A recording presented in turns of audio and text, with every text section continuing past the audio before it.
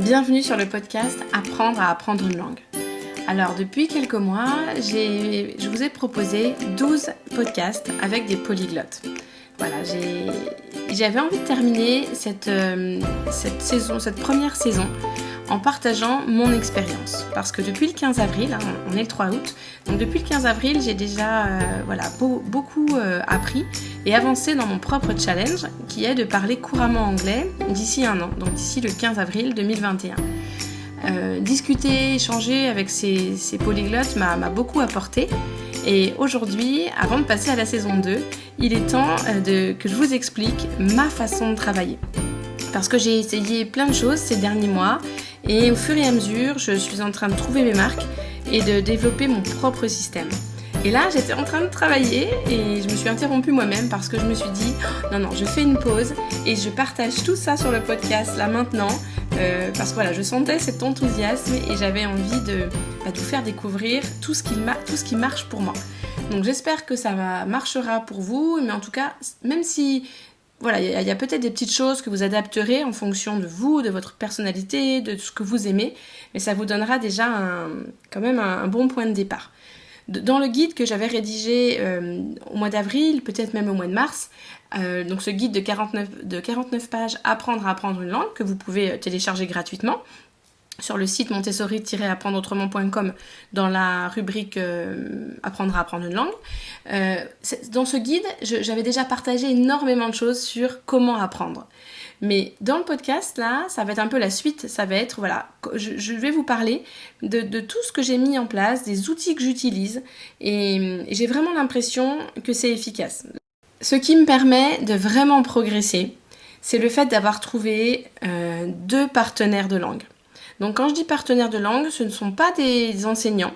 Je ne les paye pas. Je ne voulais pas dépenser de l'argent pour apprendre une langue. Je voulais, en tout cas, en dépenser le moins possible.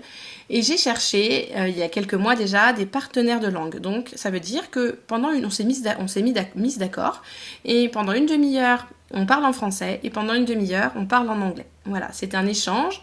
Et j'ai vraiment eu de la chance avec ces 2 personnes, puisque j'ai juste eu une mauvaise expérience qui n'a pas duré longtemps, mais avec ces 2 personnes, on a vraiment un bon feeling, on a des sujets qui nous intéressent en commun, et on prend du plaisir à se retrouver une fois par semaine en Skype. Donc je discute avec une Canadienne et une Australienne. Donc vous voyez, pas besoin pas besoin d'être sur place pour apprendre une langue, apprendre à parler une langue, parce que grâce à Internet, voilà, on peut se retrouver chaque semaine. Et j'ai aussi une 3e partenaire de langue, mais qui est une autre Canadienne, mais là ça fait que quelques semaines. Donc je vais surtout vous parler de mon expérience avec ces 2 premières personnes, que mine de rien, ça fait déjà 4-5 mois, je pense, qu'on se parle chaque semaine. Donc c'est vraiment le premier conseil que je peux vous donner, c'est trouver quelqu'un, prenez le temps de trouver la bonne personne, une personne où le feeling va bien passer, qui aura aussi les mêmes objectifs que vous. C'est important de discuter avec ces personnes et de leur dire voilà moi ce que j'attends. Et des fois, ça marchera pas forcément du premier coup, mais quand vous avez trouvé la bonne personne, ou les 2 bonnes ou 3 bonnes personnes, vous allez pouvoir vraiment avancer. Donc, je vous parle un petit peu de ce que je fais pendant ces Skype. En fait, donc on partage une demi-heure en français, une demi-heure en anglais, mais là je vais vous parler de l'anglais.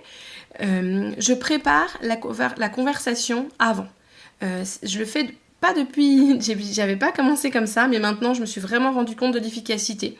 Alors je prépare pas je note pas sur mon cahier toutes les phrases que je souhaite dire. Mais je prends quand même un petit temps de réflexion en amont. Si par exemple, je veux raconter quelque chose qui m'est arrivé ou à ma famille, et ça me permet c'est plus facile que quand on a directement la personne en face de soi, parce que là, on va pas la faire patienter 5 minutes, le temps de trouver nos mots. Donc je vais sur DeepL quand je suis bloquée et que j'ai besoin de traduire un mot que je ne connais pas, et j'essaye déjà de réfléchir pour pouvoir partager quelque chose avec cette personne. Et après, évidemment, il y a de la spontanéité, je vais rebondir sur ce que la personne me dit, mais moi, j'ai déjà fait cet effort. Pendant le Skype, pendant la demi-heure où on parle anglais, en général, c'est même 25 minutes, parce qu'on garde les 5 dernières minutes pour s'apporter un feedback. Donc quand on a échangé 25 minutes en anglais, mes partenaires de langue m'apportent un feedback pendant 5 minutes.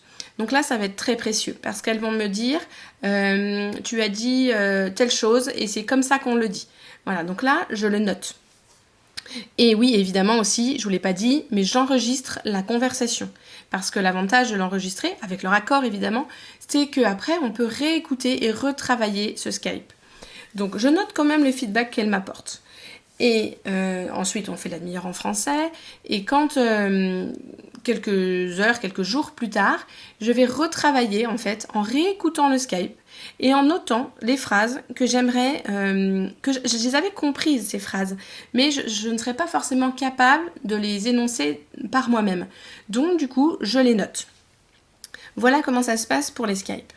Et avec une de mes 2 partenaires, on s'est rendu compte qu'on avait un sujet qui nous intéressait en commun, l'intelligence émotionnelle. Donc ce qui est super chouette, c'est que là, évidemment, je me prépare à lui en parler la prochaine fois. Je vais vous dire comment. Et ce que je fais, en plus d'un Skype par semaine, c'est qu'on est toutes les 2, on a créé un groupe WhatsApp avec un groupe pour ma première partenaire, un groupe avec ma deuxième partenaire.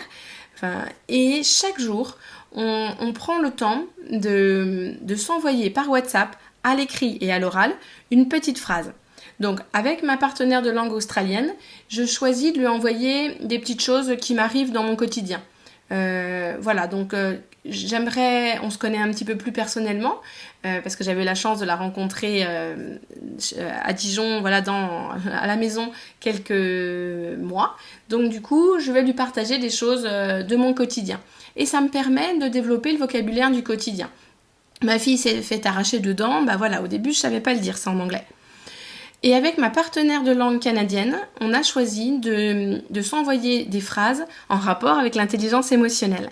Donc, par mes lectures, je prends des phrases, du coup qui sont correctes, hein, puisque elles ne viennent pas de moi, ces phrases-là.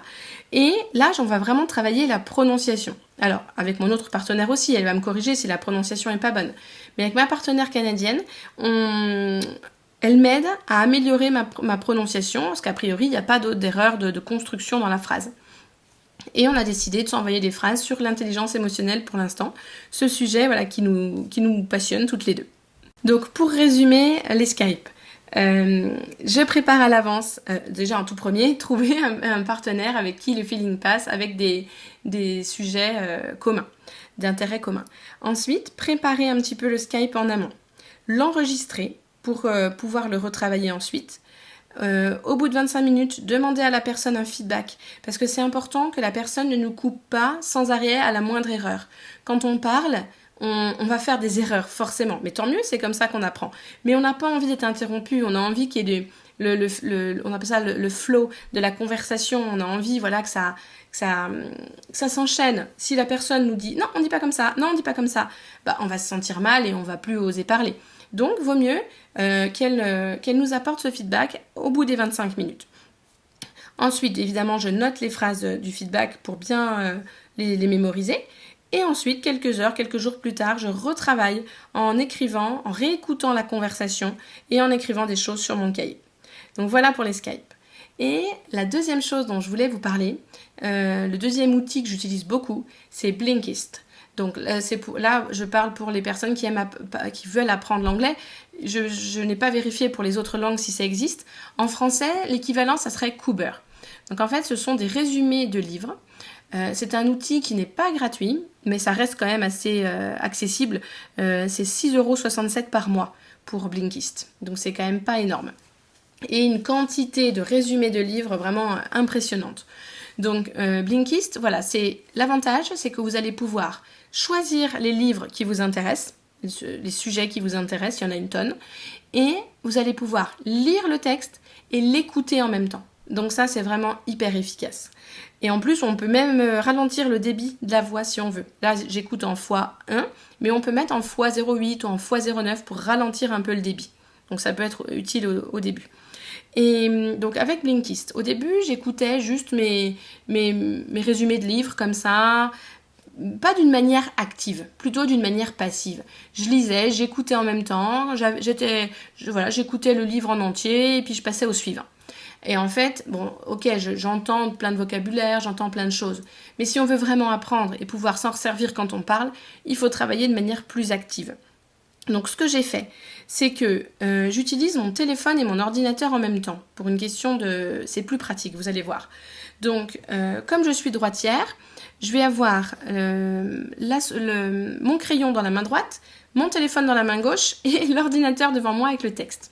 Donc chaque livre à peu près est résumé en 6 ou 7 Blinkist, ils appellent ça comme ça, Blink. Donc en général, je travaille avec un seul, parce que je vais vraiment le faire à fond. Donc j'ai le texte sous les yeux, et je vais écouter, donc faire play, pause, avec mon téléphone avec ma main gauche. Et dans un premier temps, je vais répéter les phrases les unes après les autres. Donc pour vraiment travailler sur la prononciation. À chaque fois qu'un mot me pose problème et que je sens que je le prononce pas correctement, je regarde sur... j'ai la souris dans la main droite et je regarde sur forvo.com. Donc ce qui est génial, c'est que tous les mots y sont. Je tape par exemple impede, voilà, parce que je ne suis pas sûre de la prononciation. Et je vais pouvoir entendre des Américains ou l'accent plutôt britannique. Voilà, je vais pouvoir entendre en tout cas le mot dans la langue et le répéter. Par exemple, le mot, c'était... attendez que je me rappelle. Psychiatric.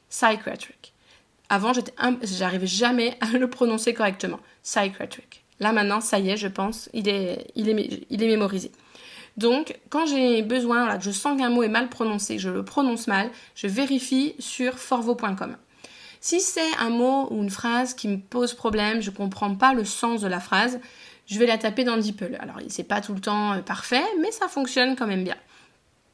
Et voilà. Et parallèlement, avec ma main droite et mon crayon, vu que je suis droitière, je vais noter les phrases que j'aimerais retenir pour pouvoir en parler avec ma partenaire de langue. Donc... là où il faut encore que je m'améliore, c'est ce que j'ai pas encore trouvé, parce que du coup, j'écris beaucoup de choses sur mon cahier, et après, quand je lui parle, je suis un peu obligée de... C'est un peu comme si je lui récitais ma leçon, j'ai mon texte sous les yeux, je l'ai pas mémorisé par cœur. Donc c'est là où il faut encore que j'améliore, mais je vous en reparlerai si je trouve la solution. Mais le gros avantage, même si ça fait pas très naturel et que j'ai mon cahier sous les yeux quand je lui parle, c'est que je vais pouvoir réutiliser tout ce que j'ai appris, prononcer les mots correctement, utiliser ce nouveau vocabulaire et pouvoir lui parler d'un sujet qui nous intéresse, donc en l'occurrence l'intelligence émotionnelle. Voilà, donc voilà le système que j'ai développé et qui me convient très bien pour l'instant. Si ça marche pour moi, c'est aussi parce que ça m'enthousiasme, ça me plaît. Voilà, c'est vraiment, je prends beaucoup de plaisir à apprendre, à découvrir des nouveaux sujets, à apprendre. Voilà, la dernière fois, par exemple, avec mon autre partenaire de langue, je lui ai parlé de la pédagogie Montessori parce que j'avais envie d'être capable de le faire en anglais. Et puis, c'est elle qui me l'avait demandé, donc ça tombait bien, ça l'intéressait aussi. Donc voilà, choisissez des sujets qui vous intéressent. Mais l'avantage sur Blinkist, c'est qu'il y a tellement de domaines, vous allez forcément trouver quelque chose qui vous plaît. Je vous invite à tester cette méthode de travail, à l'adapter évidemment, et n'hésitez pas après à me laisser un petit commentaire pour en parler. Je serais ravie de voir ce que vous en faites, parce que le but c'est pas juste d'écouter le podcast et puis voilà, c'est bien, ça vous fera une connaissance supplémentaire, mais le but c'est pas juste d'avoir cette connaissance, c'est de la mettre en pratique si vous êtes vraiment motivé pour parler une langue. Et une dernière petite chose avant de vous quitter, c'est sur le pouvoir des habitudes. Justement, j'ai lu un livre sur Blinkist, Atomic Habits, et le pouvoir des habitudes, c'est quelque chose... Quand on veut parler une langue, on a besoin d'avoir un contact journalier avec cette langue. Alors, parce que si c'est... le lundi, je travaille un petit peu, mardi, mercredi, jeudi, je fais rien, je m'y remets un petit peu vendredi, forcément, ça ne marchera pas de manière aussi efficace que si vous avez un contact régulier. Donc, si vous manquez de temps, Ça peut être juste 10 minutes, un quart d'heure. Mais voilà, même si c'est un temps court, le fait que ça soit un temps, le fait que vous travaillez chaque jour à la même heure, au même moment, et que ça soit planifié, eh ben, ça va vous aider. Donc un conseil, c'est d'associer ça avec quelque chose que vous faites déjà. Si par exemple vous buvez votre café tous les matins, vous pouvez vous dire en même temps je travaille. Enfin voilà, moi j'ai choisi de travailler au saut du lit. Voilà, mon bureau est dans la chambre, mon réveil sonne, j'allume l'ordinateur, je m'assois et je travaille entre 30 et 45 minutes, ça dépend des matins. Donc c'est sûr qu'il y a des matins c'est difficile, hein, mais de toute façon, c'est difficile, j'ai du mal à me lever. Donc autant faire quelque chose qui me plaît, comme ça rend les choses plus simples.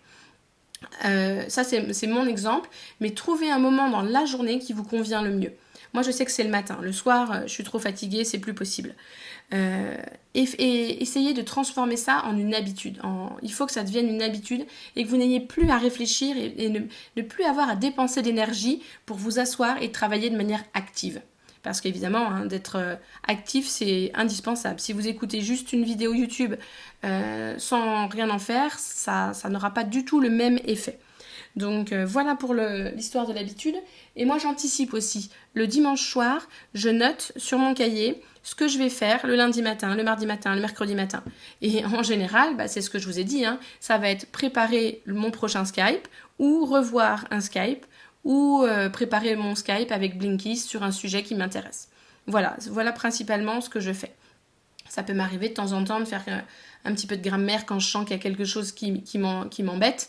Je vais aller chercher à développer cette compétence en particulier.